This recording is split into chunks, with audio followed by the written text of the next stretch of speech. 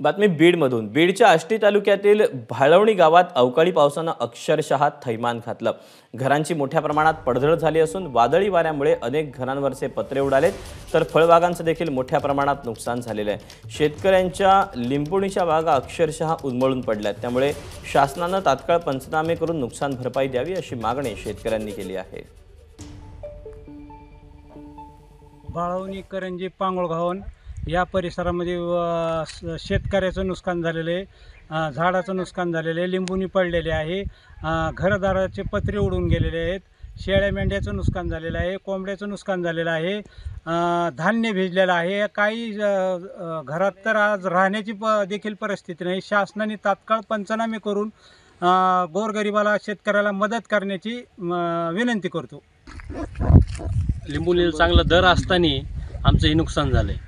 100 रुपये किलोचं हे बाजार आहे त्याला आज, पण आमची ही परिस्थिती नाही की आज एवढं ही करायची, समजा नुकसान सहन करायची।